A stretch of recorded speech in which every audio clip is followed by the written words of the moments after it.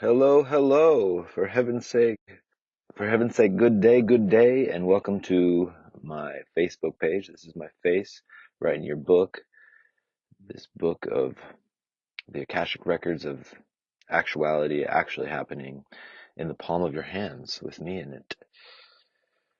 God is the light in which you see me. That is what true seeing is that you are connected to the source of reality.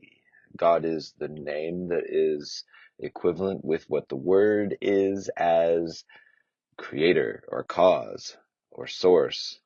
Or you could say father and everything, his creation child, basically. Everything, all the things. And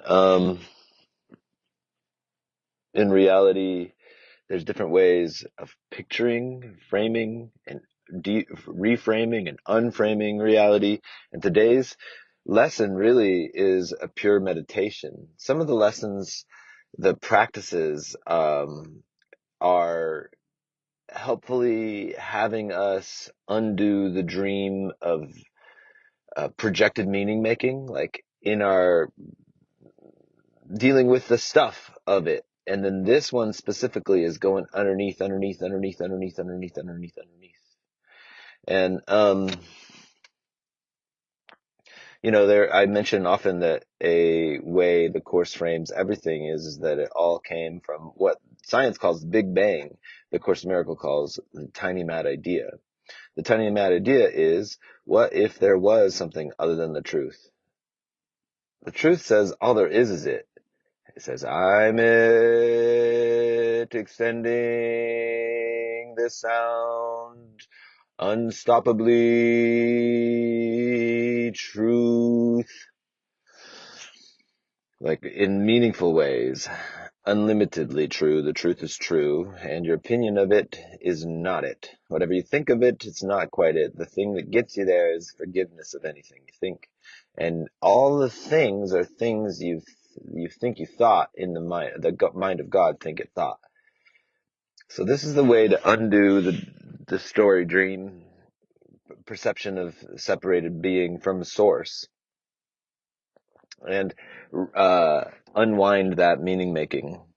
And then repurposing everything to be a slingshot for goodness and God to find us where we know we believe we're at, and always be accessible in the holy instant immersion of the kingdom within, capacity to go underneath all of our thoughts in the felt presence of our actual reality, the fundamental place we can touch, no matter what, how much change in the weather there seems to be in the story of he or she, our characters in time moving about in the story of our human reality.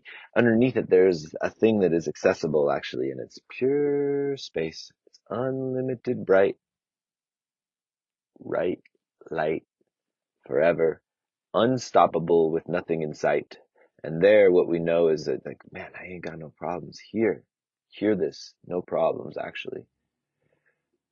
I'm tempted to speak about problems from the perspective of A Course in Miracles. It's really cool stuff, but let's move on for now. We'll get back to this. So what time is it right now? Okay, it's right now. Okay, and it's 1, 2, 3, 4, right on time, PM in the EST, which is my time zone. 1, 2, 3, 4, right on time. God is the light in which I see. God is the light in which you see. Creator, cause, source is the light in which we see. Today we are continuing the idea for yesterday, adding another dimension to it. Yesterday's lesson was God is my source. I cannot see apart from him. And like the seeing is like, it's this salvation is now thing is what we're attempting to see, is that we can let go of the fearful meaning of the projected out time of what the past shame seemed to be and might be, that there's only a limit. I've got to get this done as quick as, and I can see this capacity to be one with my source now. In actuality, that which you are looking for is that which is looking. It's accessible always. And ain't that real great? Ain't that peaceful? There's ways to play with your character that can be inspired and fun too. To create scenes for the forgiving dream, the dream of forgiveness, of clearly looking through reality, beyond the realm of story making to the place that is beyond the story self, that isn't a story, that isn't a dream of questions of what if and why and excitement, and instead is just a place of just, oh, wow, wow, like that. Okay. You cannot see in darkness, and you cannot make light. You can make darkness and then think you see in it, but light reflects life and is therefore an aspect of creation. Creation and darkness cannot coexist, but light and life must go together, being but different aspects of creation. In order to see, you must recognize that light is within and not without. You do not see outside of yourself, nor is the equipment for seeing outside you. The equipment. I like it when the Course talks about the equipment. An essential part of this equipment is the light that makes seeing possible. And it's an essential part of this equipment is the light that makes seeing possible. The light is your insight. It's the kingdom within that you can see the great rays forever in. It is with you always, making vision possible in every circumstance. Today, we are going to attempt to reach that light. Let's go. For this purpose, we will use a form of exercise which has been suggested before and which we will utilize increasingly. This is a little bit different than most of the meditations we've been doing. We did one that was similar. I think it was lesson 40. It is a particularly difficult form for the undisciplined mind and represents a major goal in mind training. It requires precisely what the untrained mind lacks. Yet this training must be accomplished if you are to see it. So the training of the mind has to do with what we wanted to train it to see other than reality, which was, what if there was something other than reality? What if there was something other than the truth? What if I fucked it up? What if there was something against what is? What if something was opposed or opposite to what the truth is? And we wanted to see, so we kind of untrained our mind to the truth in some way, and we're training it back to the truth. The Course in Miracles says an untrained mind can accomplish nothing. We wanted to see what would something be like other than everything all together, all at once, in some separated, uneven, confusing form of chaos. When we got to see it in the story of the dream of ourself as a character, in scenes of war and argument and confrontation, where communication doesn't make connections, and as innocent children we were at times as human beings. This is a part of human being, traumatized, eh? And we're now doing this thing. We did it. We separated. This is another way to playfully put a frame on it. We separated. And what for? We separate but for the chance at reuniting. Oh, what fun it is to ride in a one-horse open sleigh. A, a one-horse open sleigh. Oh, man. There's something I keep noticing when I sing that very intensely, but I'm going to keep that to myself. It's very sarcastic. Okay.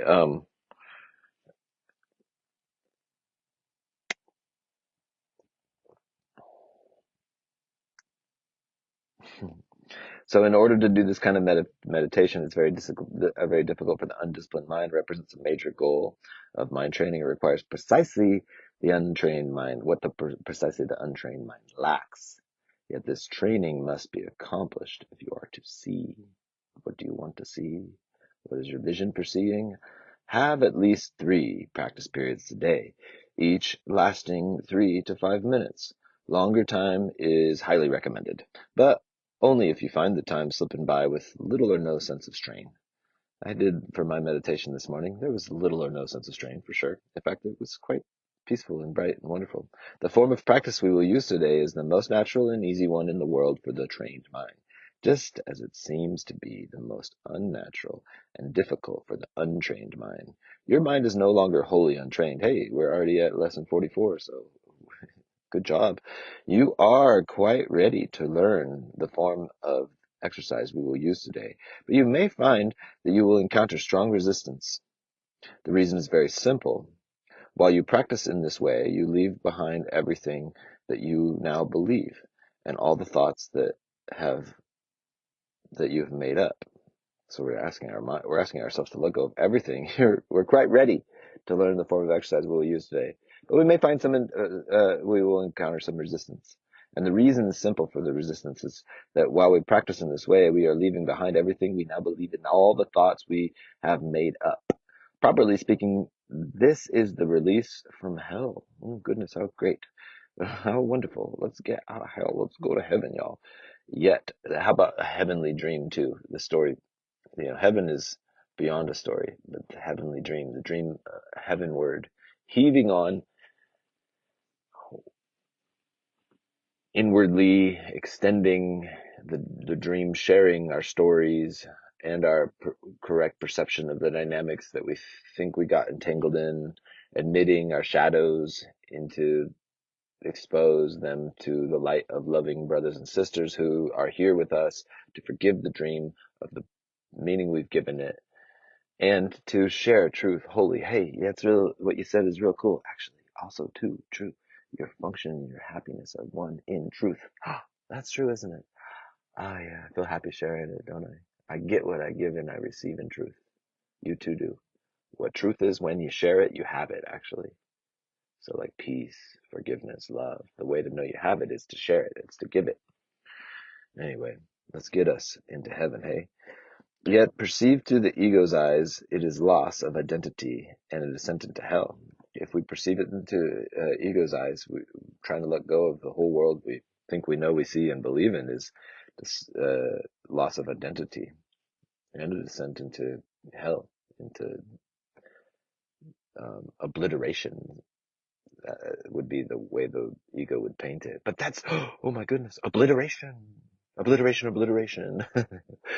uh, Uh, Paragraph number 6. If you can stand aside from the ego by ever so little, you will have no difficulty in recognizing that its opposition and its fears are meaningless.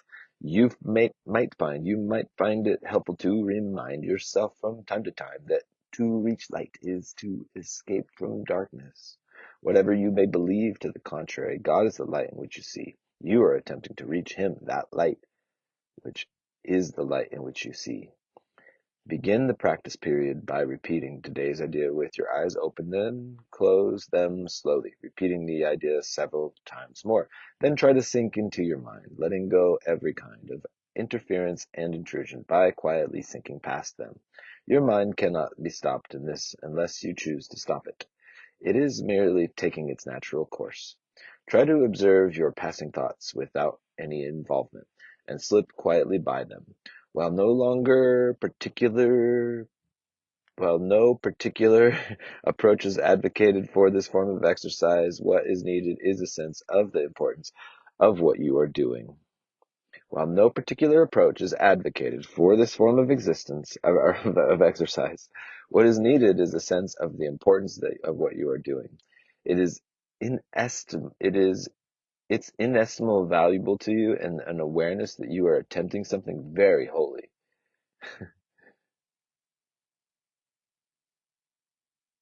There's no particular approach.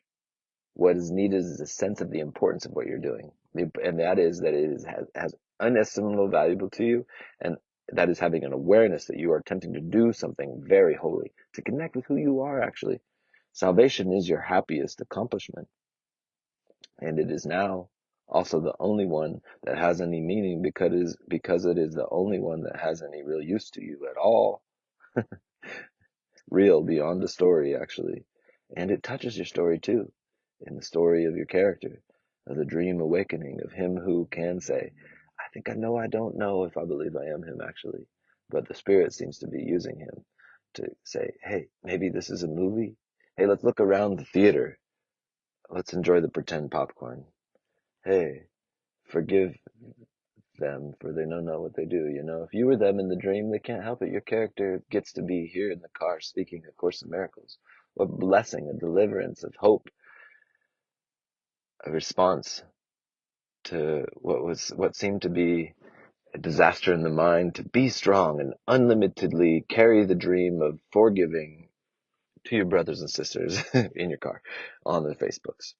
If resistance arises in any form, pause long enough to repeat today's idea. Bless me. Do it. Okay, thank you. If resistance rises in any form, pause long enough to repeat today's idea. What is today's idea again? Um, God is the light in which I see.